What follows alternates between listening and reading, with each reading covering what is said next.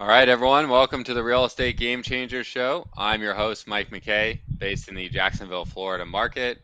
If anyone is in the Jacksonville, Florida market and wants to connect with us or needs help on anything, feel free to reach out to us. And we are always actively buying real estate in Jacksonville. Each and every week, we do this show with people who are changing the game of real estate all over the country. And it is a live show, guys. So please, if you have any questions, please put them in the comments for our guest to answer.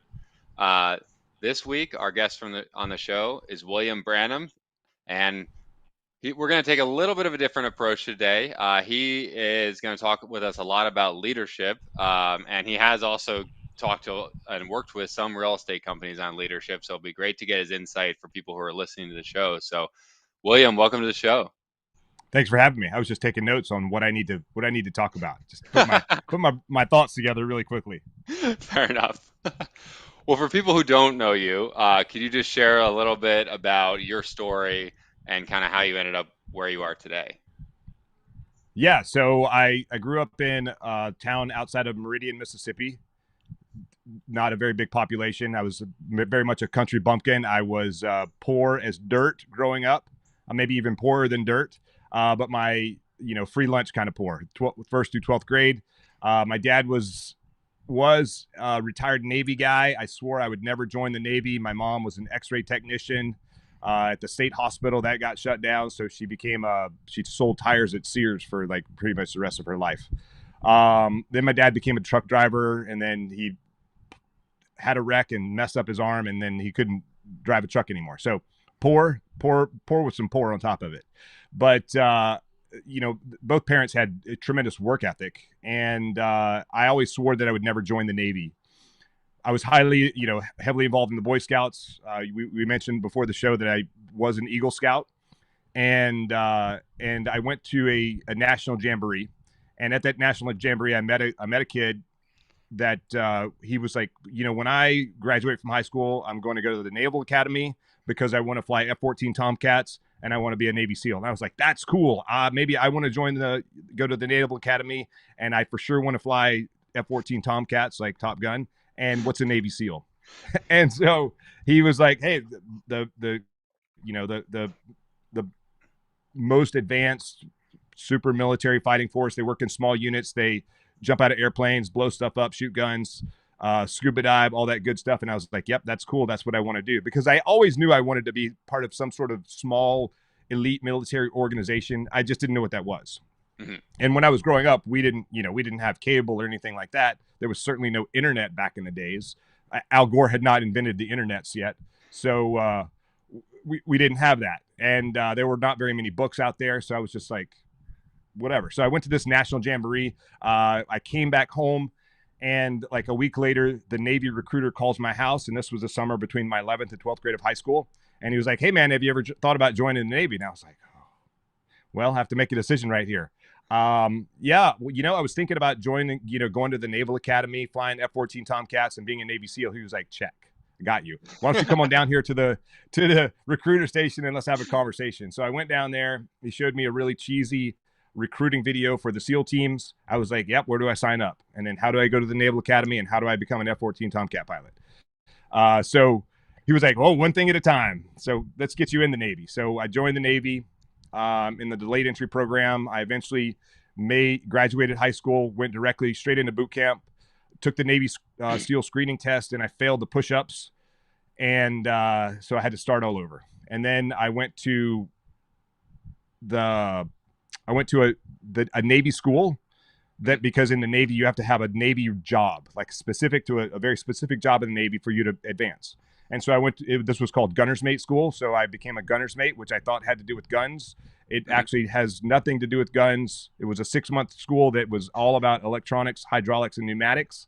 And we had 1 week of actual small arms. The rest of it was all that other stuff. Because the Navy doesn't really care about small arms. They care about those big, great things that float out there in the ocean. And I had zero intention of, doing anything with those. And I was like, no, I want to be a SEAL. And then when it came time for us to graduate, we picked orders, and I was like, I'm going to go to this school for 4 more months, get in better shape, and then go to SEAL training. Well, what I didn't know is after that 4 more months of school, I had 24 months of obligated service to the Navy on a ship in Yokosuka, Japan. Mm-hmm. So I'm deployed to Yokosuka, Japan. My time on the ship is up. The guy who's going to let me or not let me go to SEAL training said, nope, you're not going. You're too critical. That 4-month school that you went to, you're screwed, buddy. I'm not going to let you go. And then one day we got word that the chief of naval operations was coming to our ship. Just to kind of put that into perspective, the chief of naval operations is the most senior person in the Navy. The only people more senior to him is the president of the United States and the secretary of defense. Mm-hmm. So he came to my ship and he was like, hey, this is my vision of the Navy, blah, blah, whatever. I have no idea what he said. I didn't care. And he said, does anyone have any questions? And I raised my hand. I was like, yeah, I joined the Navy to become a Navy SEAL. I think I deserve a chance to go. My detailer won't let me go. What do you think? He turns to my commanding officer and he's like, is he a good guy? And my CO says, yep, he's a great guy. He was a sailor of the quarter this quarter, and which is like employee of the month. And so he turns back to me and is like, check, you'll be in the first class after your PRD, which is planned rotational date. 6 weeks later, I'm off to California to start my career as a try to be a Navy SEAL. Eventually, I made it to SEAL training. It's 6 months long. It took me a short 13 months to get through that block of training. I got hurt a few times. Eventually got to the SEAL teams, became a sniper instructor, was actually teaching sniper school when 9/11 happened. Then started deploying to Afghanistan and later to Iraq. And then, after 26 years, I retired and had to figure out what I'm doing. Had to figure out what I'm going to do when I grew up. And so I'm still trying to figure that out, but I have a much better idea than I did back then. Gotcha.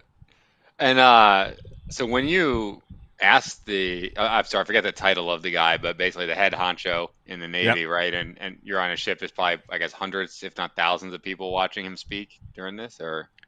Yeah, so there was about 350 people on the ship. But yeah. And it was interesting. Like there were like 15 ships in Yokosuka, Japan, and he only came to our ship. He didn't go to any other ship.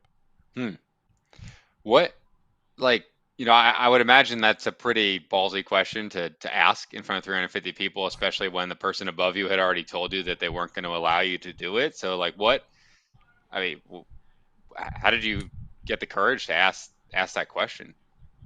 I had a lot of people egging me on, like, hey man, if you want to do this, you should ask. Because he was a common sense leader. He was throughout his career, as he was sort of growing up in the Navy, people would ask him common sense questions like, hey, I'm overseas at an overseas billet. Why do I need to get another overseas medical screening? I'm already here. And he was like, that's dumb. Why do we have that? Get rid of that. And so he would do like common sense things. Oh, you join the Navy, to be a Navy SEAL. The odds of you actually making it are very small. So yeah, go try it. If you make it, awesome. If you don't make it, we got you back. Okay. Right. That's the logic I was trying to use with the detailer, like the HR guy. And he was having none of it. Gotcha.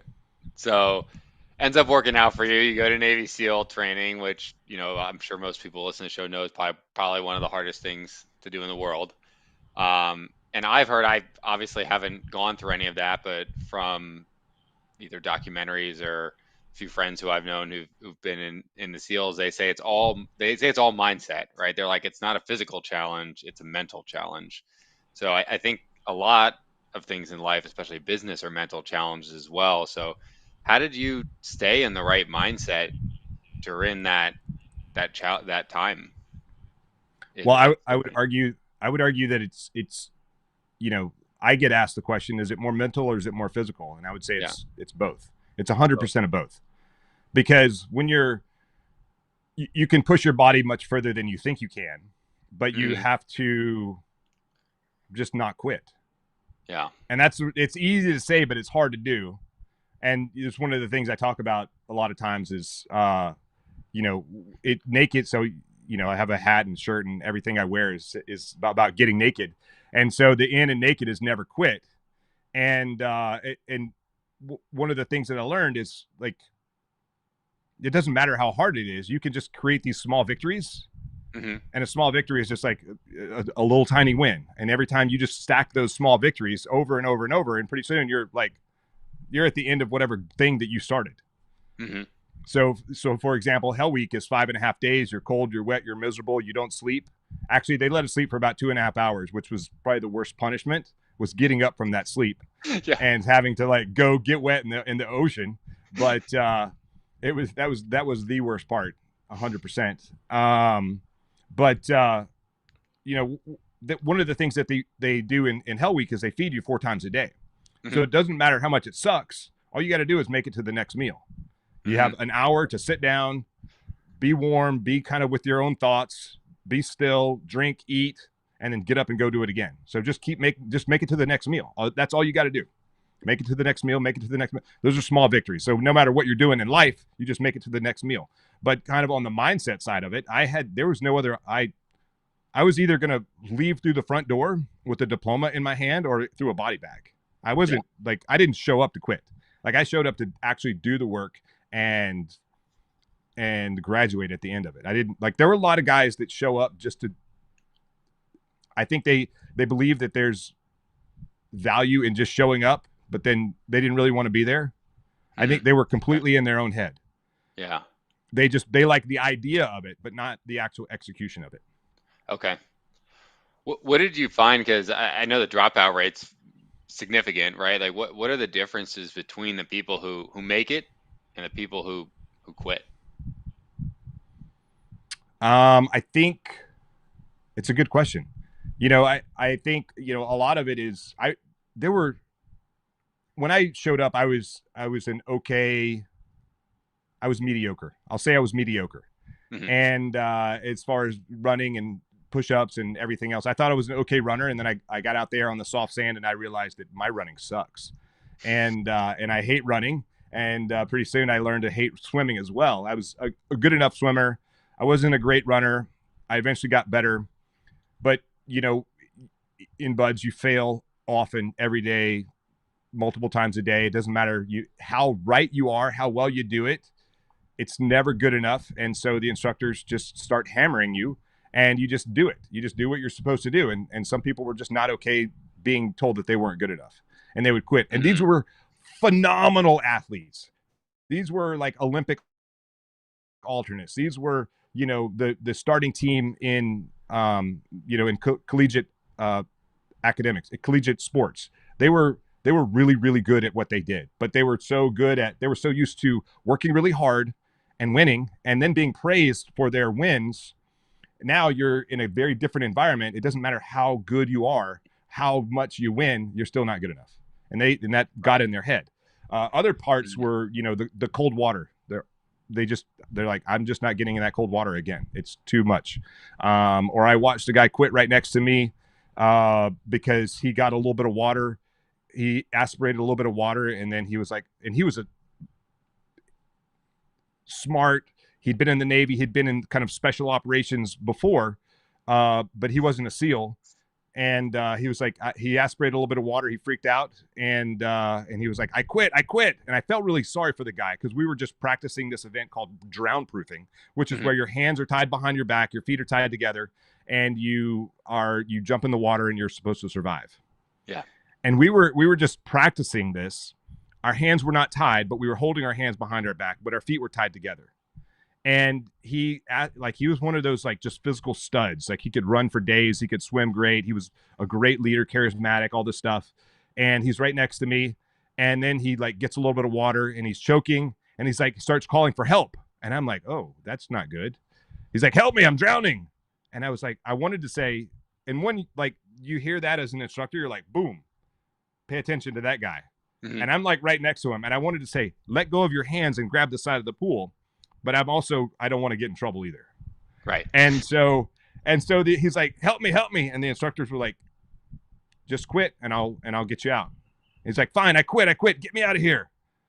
And the instructor said exactly the same thing I wanted to say. He's like, let go of your hands and grab the side of the pool. He felt super stupid. And I felt really bad for a long time. I'm like, that guy would have been a great SEAL. But then as I matured in my time in the SEAL teams and went to combat, a lot of times, the things that we did in buds, the Hmm. stresses, the anxieties, the whatever it was, they pale in comparison to when you're in the real world. Sure. Even training up for combat. Hmm. Like the amount of pressure that we put on our guys going through training is, hopefully we put more pressure on you in training than you will ever experience in combat. Hmm.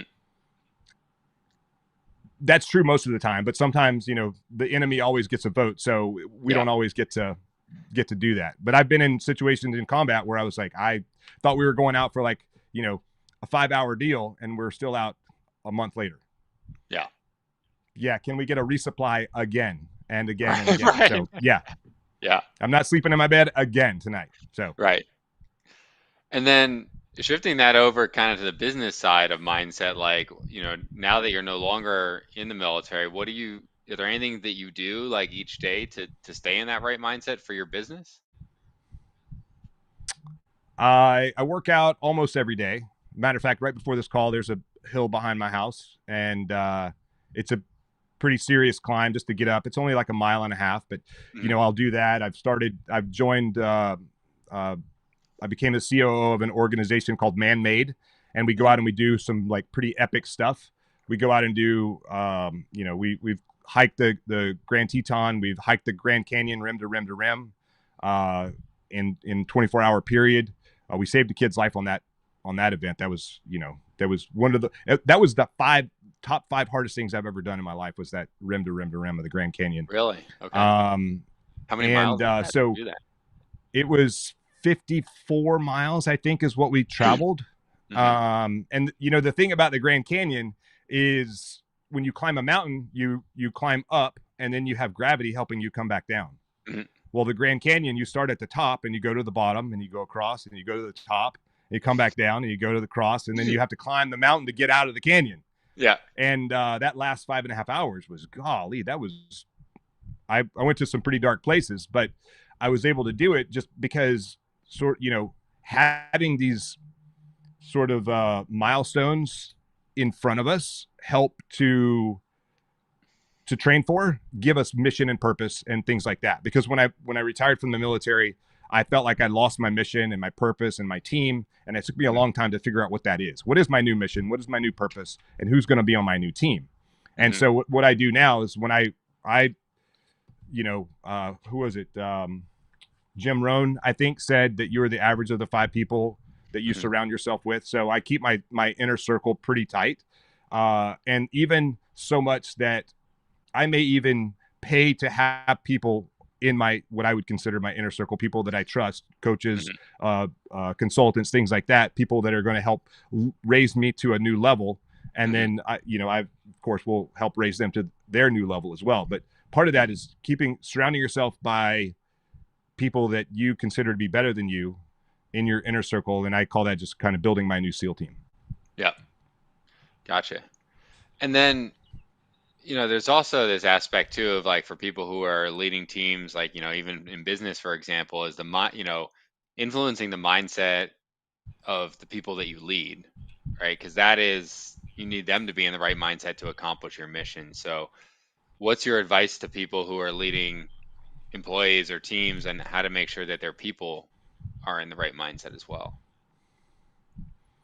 I would say pay attention to your people. We in the military, we call that sort of intrusive leadership. It's Hmm. very easy when you're a leader, or are you a leader or are you a manager? Right. They're very different. So a manager just manages projects and maybe kind of manages people, but they're not leading people. They're not inspiring people. They're not helping people get better. They're just like, did you meet the quota? Did you do this? Did you do that? It's a checklist. It's not trying to make your people better. Hmm. And in the military, we call it, intrusive leadership, where if you show up and you're not performing the way that I know that you can perform, my job as a leader is to say, Mike, how you doing, man? What's going on? How's everything at home? Start kind of Hmm. peeling back the onion. Most people don't want to do that, especially in this managerial position, when they call themselves leaders. Like really, like, you want your job as a leader is really to train your replacement. You want your people, someone to replace you so you can do bigger and better things. Okay. And it's kind of weird in smaller organizations, but if you can teach people to take your roles and responsibility, you can actually grow and be more of a visionary to see where you want the company to go Hmm. and actually grow the company versus just kind of like, okay, well, I'm so insecure. I don't want to teach you the secret sauce of what to do Yeah. because then you might take, whatever. Like that's a very uh, scarcity mindset. Yeah.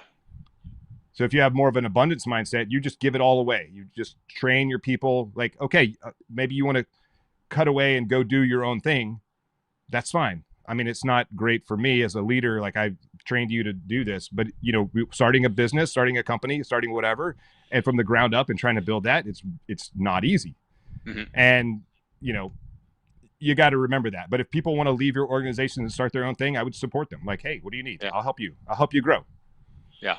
And then, like, if they fall on their face, they'll come back very humbly and thank you and say, if they're a good person, and maybe ask for a job back. Who knows?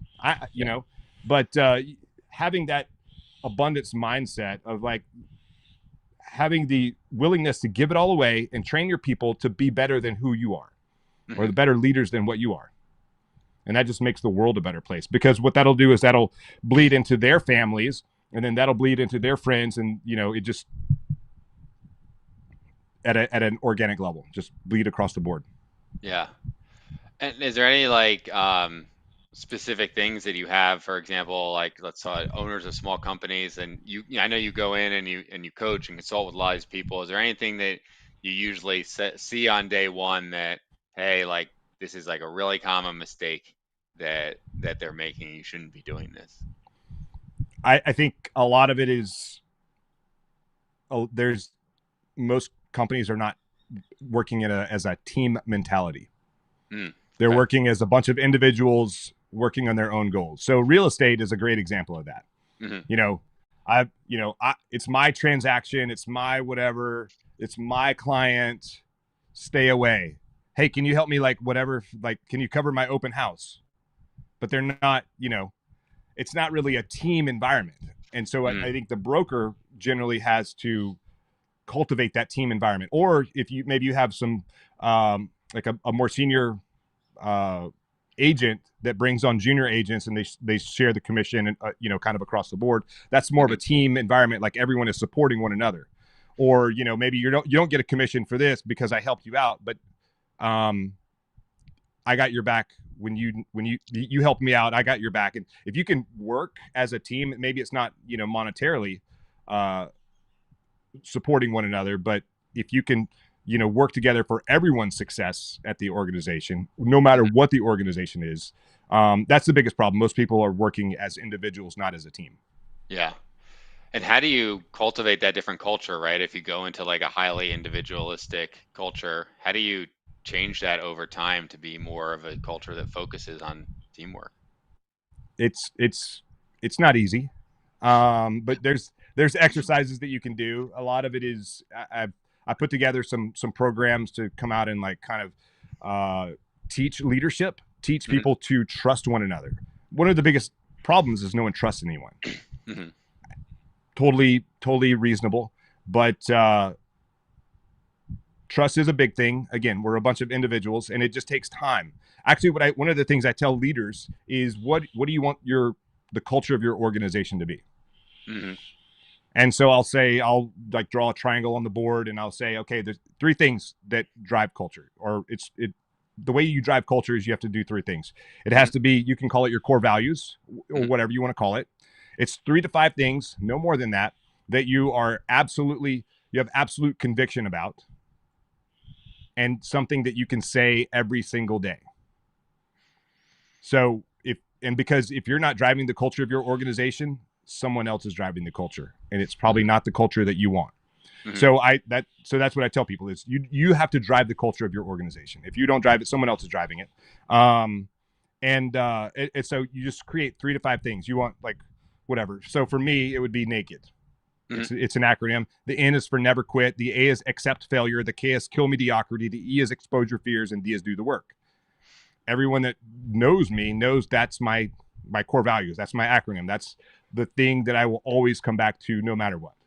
Hmm. And if you want to learn more about that, you can go to 5sealsecrets.com, put your email in there, and I'll send you a it's a link to a PDF, and you can download it and read what it's all about.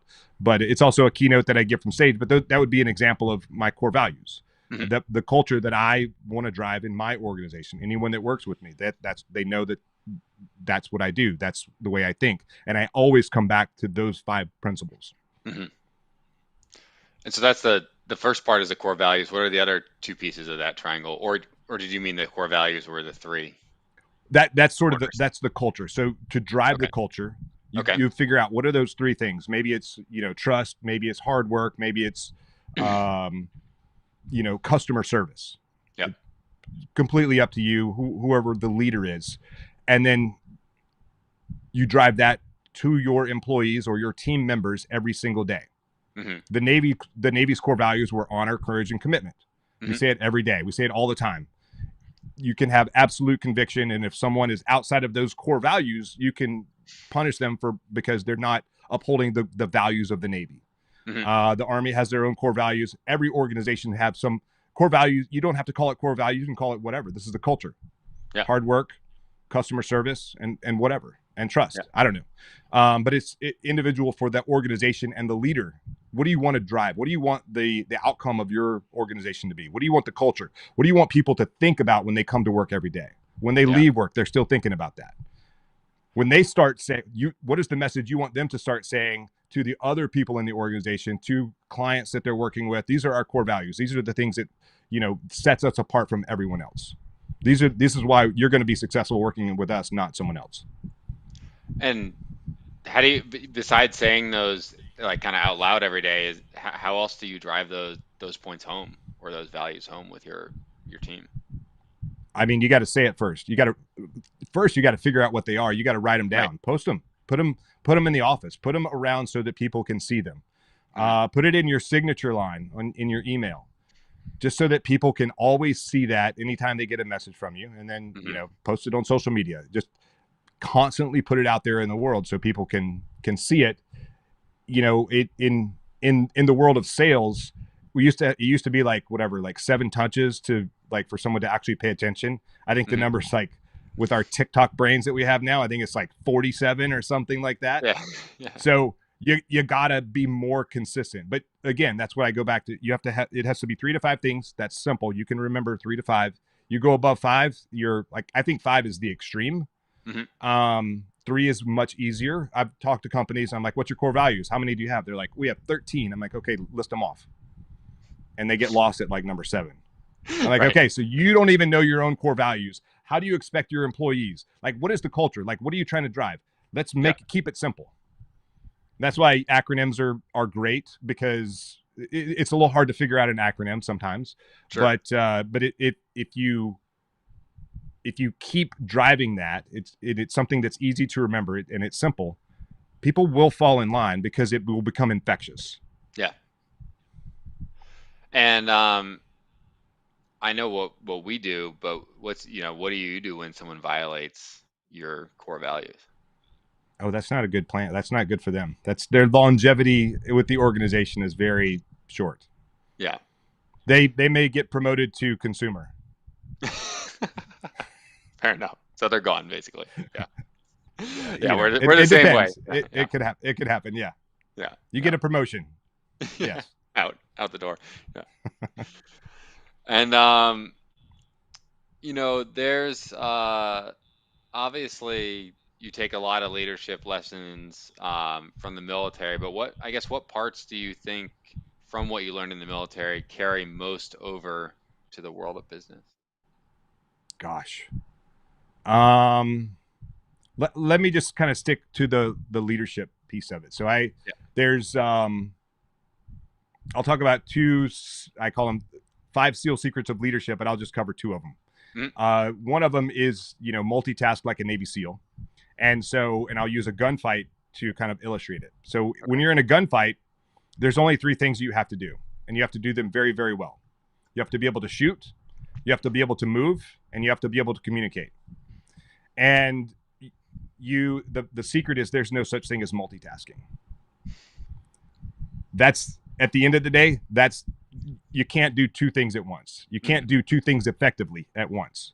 So if you're engaging the target, if you're shooting, if someone is, you're in a gunfight and you're engaging the enemy, the first thing you have to do is take cover. You have to make sure that your buddy didn't step in front of you, so that he's not going to pop out when you're like engaging the target and you end up shooting him in the back of the head. That has happened in training. So we've learned that, that's something that's very much frowned upon, shooting your buddy. Finding the enemy. Okay, locate the enemy. Look for collateral damage, like women and children or anything like that. How surgical do you need to be when you're engaging the target? Or maybe you shouldn't shoot because, a bunch of school children just ran out in front of you while the enemy is shooting you. You're like, okay, I can't shoot. I just have to stay out in cover until they clear, and then you can start engaging the enemy. So then you line up your sights. You start engaging the enemy when they show themselves.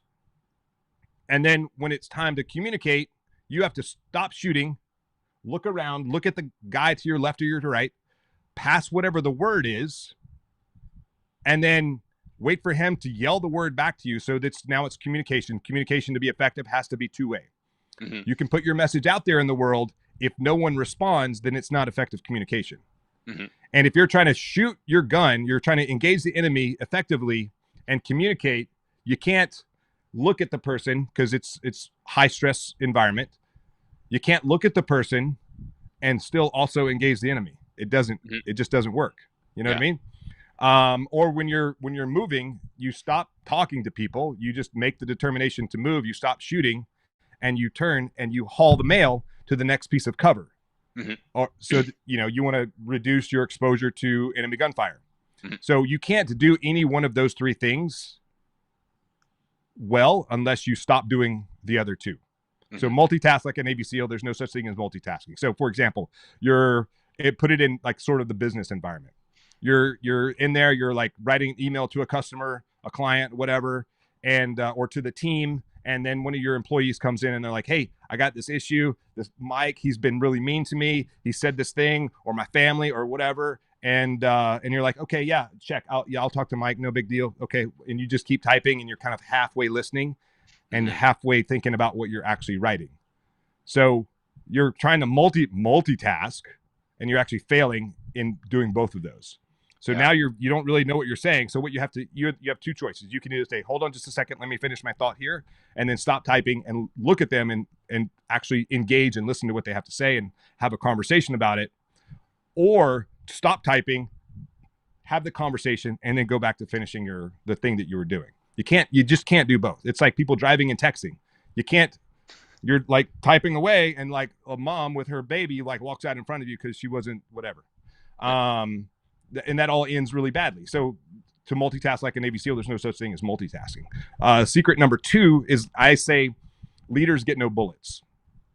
If you're leading, and this was a concept that I came up with training new leaders to lead in a gunfight. Brand new officers, they come out of SEAL training. Their job is to lead on the battlefield. The officers are the leaders. And they have the ultimate say. They have the ultimate. They get the credit, but they also get the punishment if things go really, really badly. It's bad on them. So they're overall responsible. So no matter 100% of the time, we go out, we start training, teach guys how to do the shoot, move, and communicate on the battlefield. We have a contact, bad guys. We have targets that pop up. They're shooting at us, and everyone takes cover. And then I always would position myself right next to that brand new officer. And I would say, listen, I'm a new guy. I don't know anything. I want you to make all the calls. I will never make a call. I will never undermine whatever you say. I trust what you're doing. I'm just here to make sure that, to help you out if you need any help. And so we'll start the gunfight. Bang, bang, bang, bang, bang, bang, bang. Everybody's shooting there, and I look over and the officer, he's out there shooting. And I'm like, hey, what's the call? And he'll stop shooting for a second. He'll look around. And then he'll go back to shooting. And then I'll say, what's the call? And then he'll stop. He'll look around. He won't be able to process what he needs to do. And he'll start shooting again. And so I'll start yelling at him and things get kind of ugly out there. And so now I'm like ramping up the stress that he has. And then eventually, like we'll do that for 2 or 3 runs. And then I'll say, okay, on this run, you get no bullets. You get to carry them all, You don't get any. You get one in your gun, and that's it. One magazine, or Hmm. you get one bullet. That's it. And and so now we get in this gunfight, and he feels absolutely um, emasculated because I've taken away his ability to fire his gun. The Hmm. thing that he, and you know what, he could be the best shot on the team. I don't care. Hmm. Your job is not to shoot. Your job is to lead. Because if you're looking down the sights of your weapon, you cannot. You're not looking at the enemy picture. You're not looking at the friendly picture. You're not looking at the terrain, and you're not able to make a call on which way to go. Hmm. Now, so eventually he starts like he can't shoot because he has no bullets. So now he's forced to like, okay, find a job. Okay, what's the enemy doing? Okay, where's the team? And he does his thing. And now he looks at and if he's stuck, I might say, hey, what do you think about that hill over there? What if we went around it? There's a call for, whatever I tell him to do, or kind of how I pimp him. Hmm. And then he'll think about it for a second, and then he'll make the call. It might be Hmm. a lot longer than what it should take him, but that's the repetition that it takes for them to do that. So, and then every time you maneuver, you change your perspective of the battlefield. Hmm. You change the enemy's perspective of you as well. And so you continue to shoot, move, and communicate around. But if he's ever looking down the sights of his weapon, like, he's not leading. So that's why I say leaders Hmm. get no bullets. Now, as you get more seasoned and better at what you're doing, better at leading, better at reading the battlefield, better at the change of perspective, then you can engage the target as necessary. But really, the leader's job is to be talking on the radio, command and control of the fighting force on the ground. If he's looking down the sights of his weapon, he's not leading. The only time that a leader should actually be shooting is when, like, if there's a bunch of people up and no one else is shooting, and he recognizes that, then his job is to, like, okay, put some rounds down range, keep the enemy's head down, and till the team can actually start getting their act together. But he should Hmm. never be engaging the target. Yeah. So can you tie that back to like how you would apply that in like the civilian world to a business? 'Cause I think that's a great concept, and I'd Yeah, just love to hear that example. yeah. So I'll try to put it in a real estate kind of Hmm. setting. So you have the broker, Hmm. and I could be butchering this whole thing up because I'm not, I could be messing the whole thing up, but you kind of roll with it. So you have the, Yeah. the the broker. They Hmm. can go out and they can do open houses. They can do listing appointments. They can do all of that stuff. That's not their job unless they want to do that. Really, Hmm. their job is to manage the team. Like, hey, go get that. I got leads coming in. They're going to get a cut of whatever you make as a Hmm. as an agent. Yeah. So their job is to set you up for success. Their job is to, okay, review the contracts, do the things that need to be done that's in their wheelhouse and their expertise. Their job is not to go out on listing appointments unless, you're sick and you need someone to cover down for you. Then they can come in and they can cover down. I got a bunch of people up, no one is shooting. Okay, I'm going to shoot right now, put some rounds down range. I'm going to cover Hmm. for my guys, for my team, until they can get back in the fight. And so Hmm. that would be an example. So, or maybe you're running a sales team, Hmm. and you're the leadership part of the sales team. Your job is not to be in there like making cold calls. Your job is to be managing the team. Like, where are their efficiencies? Where can we improve on the things that we need to do? Hmm. Like, if you're in the weeds and you're on the phone making cold calls, I think that there's a lot of value in doing that occasionally, just to, number one, like, get back at the deck plate level and relearn that skill. Remember what it's like Hmm. to do that hard job, because that's not an easy job. It's like very thankless unless you're getting paid at the end of the day, and you get a lot of rejection and things like that. I think it's good to go out and kind of remember what it's like to grind.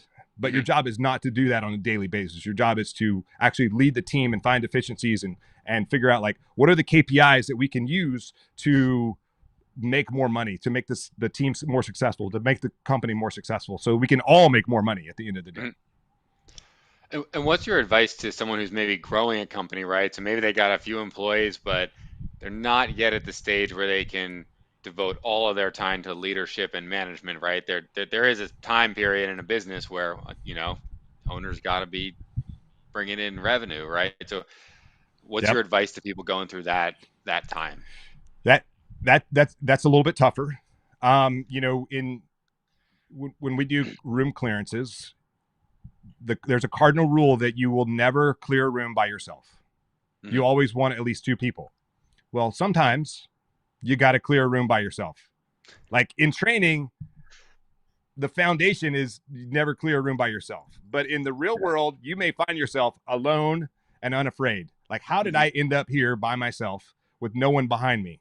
And you just got to do the work. You got to do the job. You just got to get it done. It's not ideal, but you do it as quickly and as efficiently and as safely as you can. And then you get back to doing it the way that it's supposed to be done. But there's no balance there. You just have to, sometimes you have to do both. And if you're the leadership and you're growing the team, well, guess what? You get promoted to, be the, if you ever see my signature line and someone asked me to remove that because they're like, you're setting yourself up for failure. I'm like, no, I'm not. I'm the marketing guy. I'm the CEO. I'm the operations guy. I'm the janitor. I'm the whatever. And that's just the way it is. I have people that I hire to do, things that what am I really good at? That's the thing that I'm going to focus on. Mm-hmm. And if I need to hire someone to do the things that I'm not good at, like focus if you're growing your company, what are you really good at? And then what do you want it to be? Mm-hmm. Where do you want it to be? Like, let's figure out that plan, and then let's figure out a path to get there. It might be where you're the sales guy. You're the guy on the street, and then you hire someone to do sort of the backside fractional COO or something to sort of handle that other stuff. Mm-hmm. But sometimes you got to clear room. Sometimes you do have to put rounds down range. But if you're in the weeds, you don't have the vision really to grow the company, or you don't have the time to put that vision in place. So you got to figure out what's the right place for you, where you need to be in that train to make the company successful. And sometimes it's bringing an outside person in to kind of take a look. Gotcha. Okay. And in terms of the differences that you've seen, because I think you've been out of the military for a few years now, like, how is it different leading people in the business world than it is leading people when you were in the SEAL teams? There's a lot of entitlement out there now. Sure. Even in the SEAL teams, there was a certain level of entitlement. But there's a tremendous amount of entitlement, and that's hard to navigate. And so I'm fortunate enough people don't hire me because they're entitled. They hire me because they want to be better, or they might hire me because they want, I need you to fix my entitled employee. Like, I can't fix them. That's what you have to do. That's your job. So I can give them some tools to help them kind of get through that. But I took a class.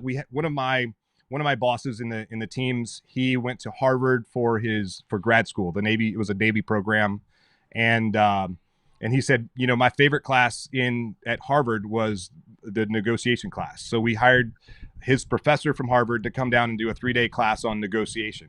And it was there were a lot of lessons learned from that class. And one of them was the definition of negotiation is to let them have it your way. And that is leadership 101, is to convince your guys or girls to do the things that you want them to do, but make it their idea. And as a senior enlisted guy, I don't make policy. I don't make whatever. My job is to influence the policy. My job is to influence the decisions that are made. Mm-hmm. That young officer, I will give him an idea of what needs to happen or the direction that maybe he should think about looking to go, but it's his job to make the call on the battlefield. Yeah. It's a senior officer, it's his job to make the policies for the command or whatever it is. My job is to influence those policies. Mm-hmm. Let him have it my way. Yeah.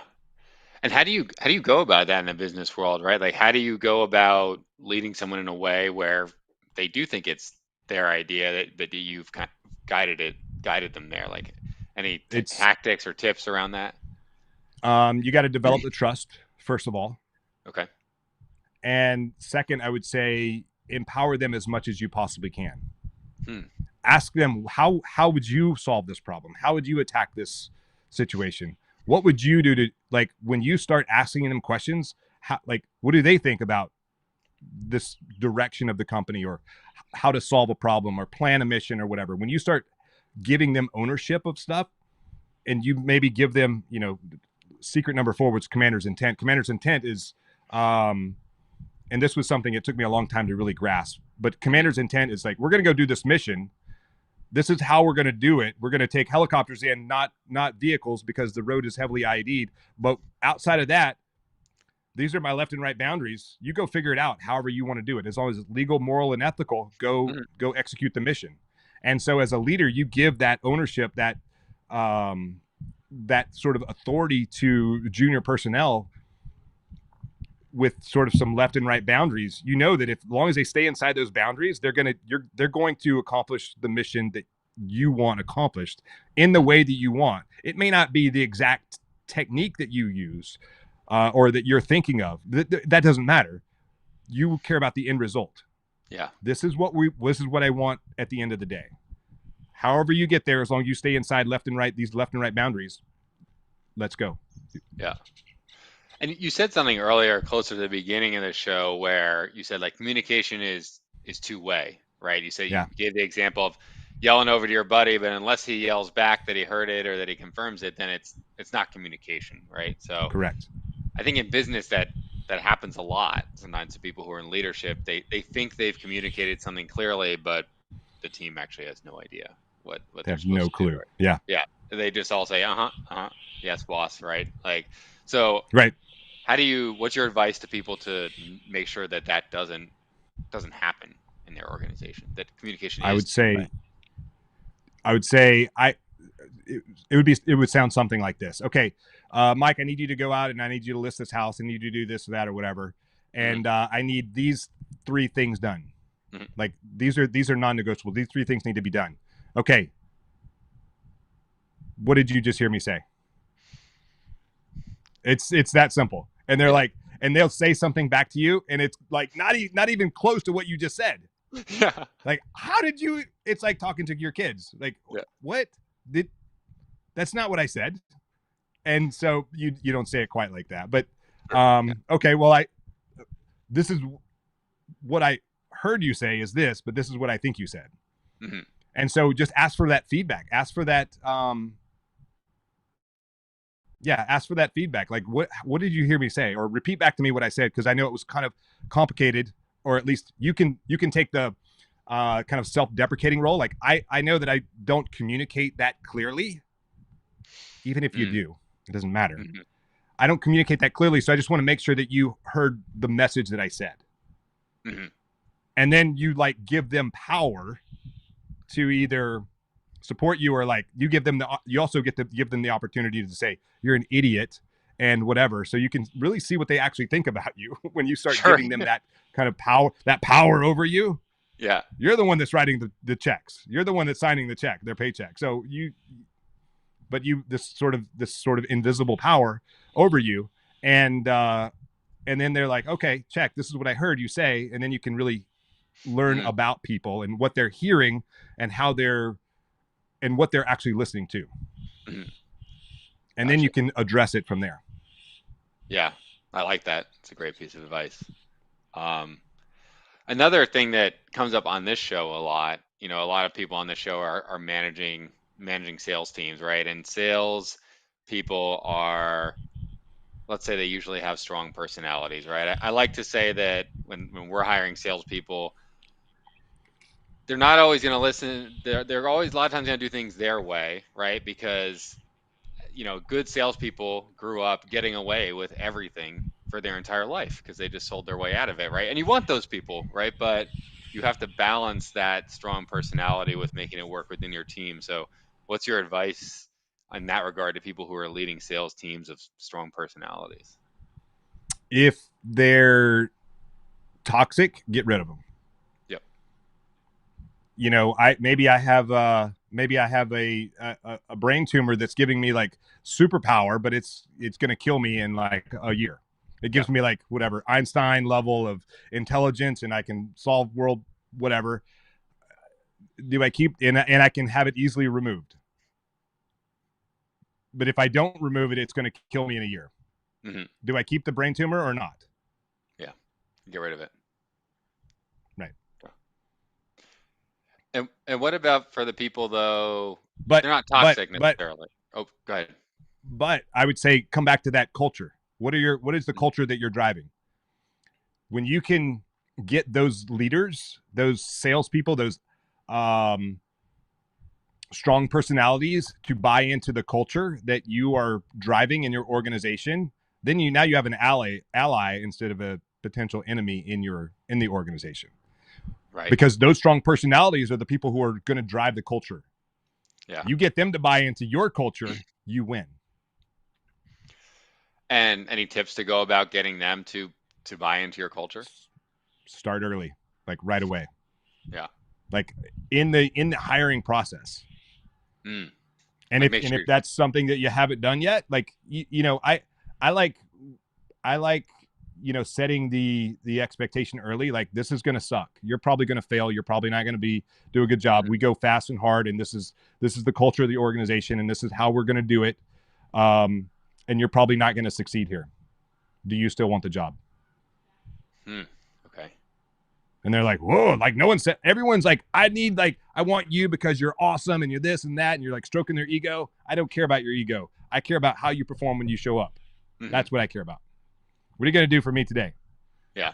Your success is based purely on work ethic and following, being a part of the organization. Hmm. Our success is based on that. If you can't get on board with that, you can't work here. Hmm. You think that saying that versus trying to kind of butter them up to get you to work, so you kind of like just sets a different frame to them coming in, and then they're like they just have a different expectation, or like why do you think that? Why do you think that works? I think like, why do guys become SEALs? Because Right. it's hard. Yeah. Like the attrition rate is more than 70%. Hmm. So why would you want to work there? Why would you want to do that job? Because it's the hardest job out there. There's some bragging rights to that. Yeah. There's like, and then let's just talk about like corporate environments. Like, what are some companies that you can think of that look really good on the resume? Hmm. Apple, Google, I don't know, any company like that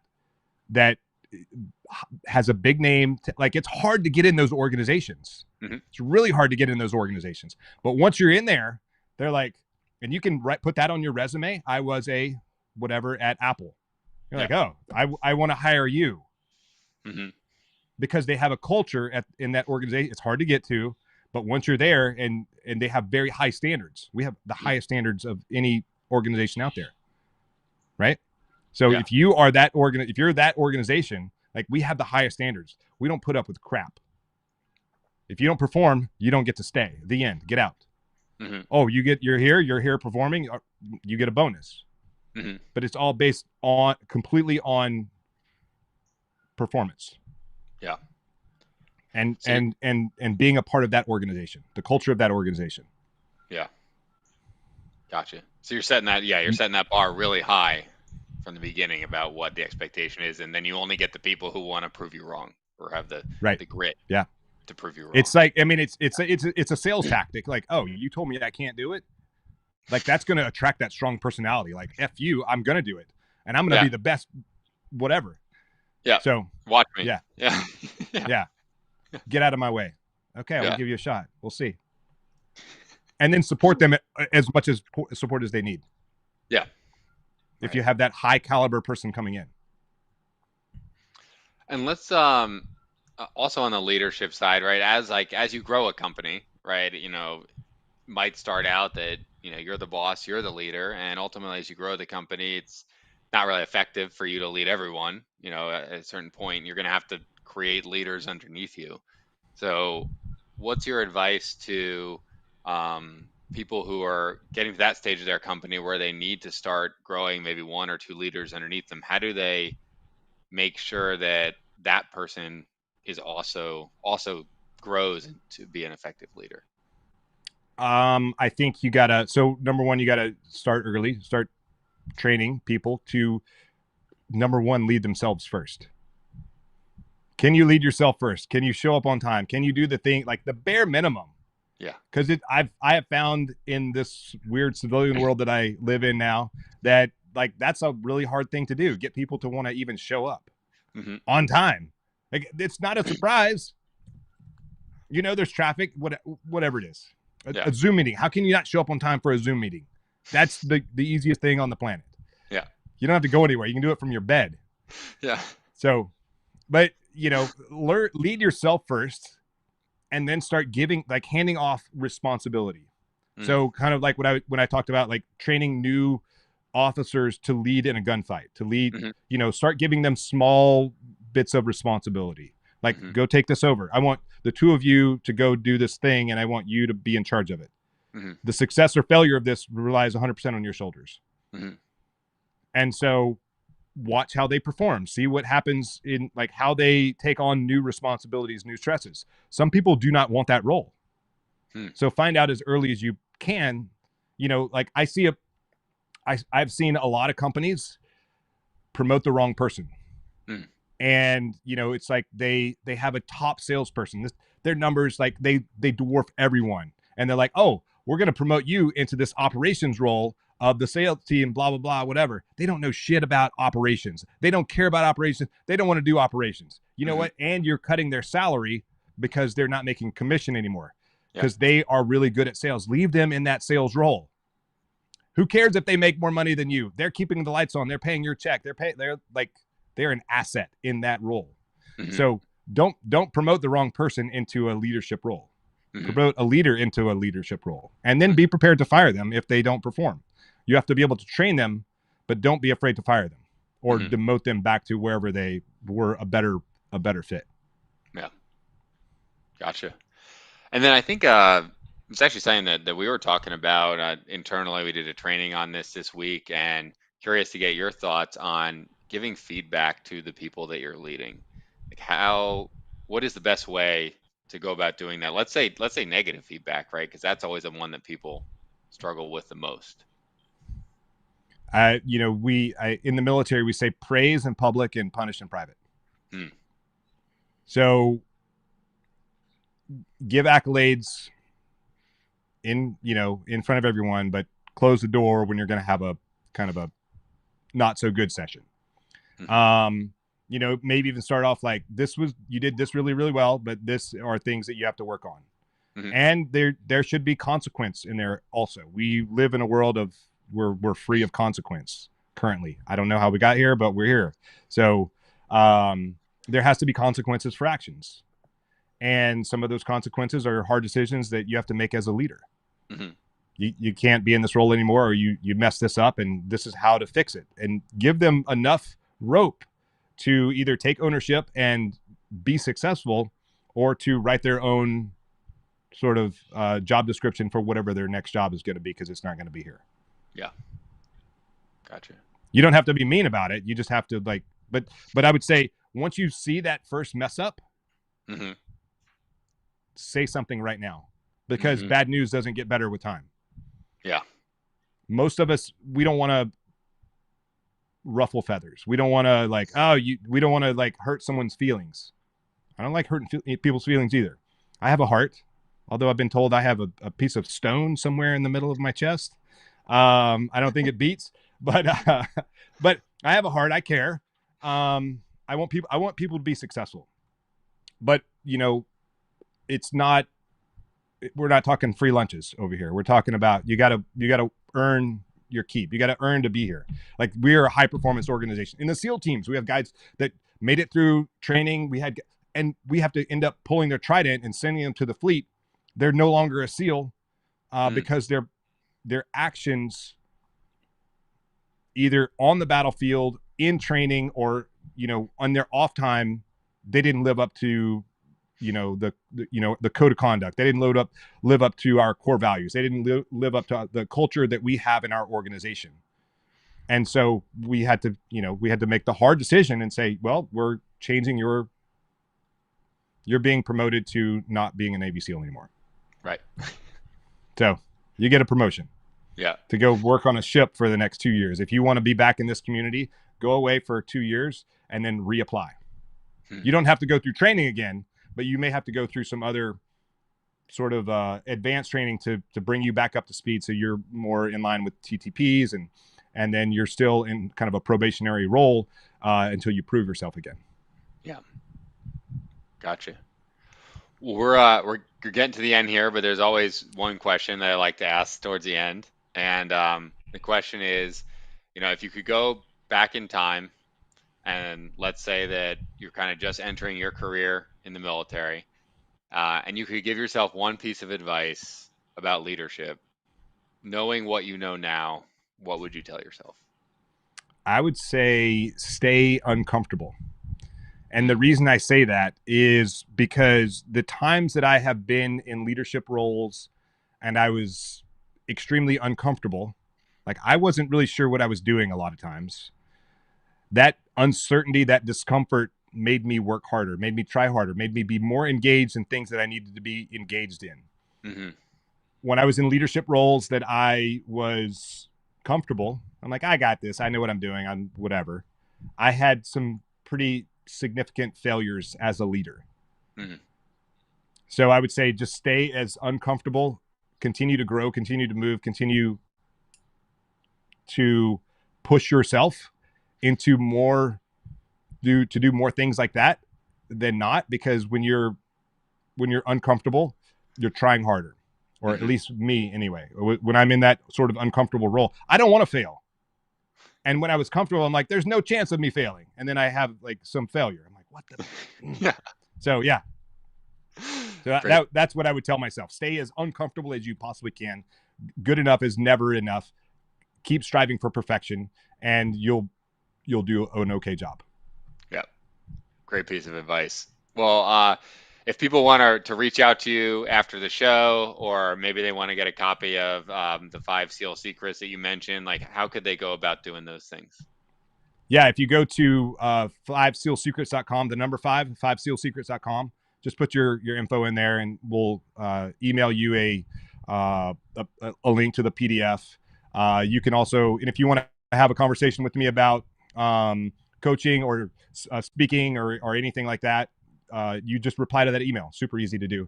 Or you can follow me on Instagram, which is the platform I'm the most active on. I think that's my handle below, william.r.branum. Um, let's see, I'm on Facebook and LinkedIn and a bunch of other stuff. If you, yeah, so yeah, you can hit me on any of those platforms, but for sure, I would encourage you to go download Five Seal Secrets and just start incorporating that into your life. Cool. Awesome. Well, William, thanks for being on the show. This is great. Yes, sir. Yeah, thanks for having me.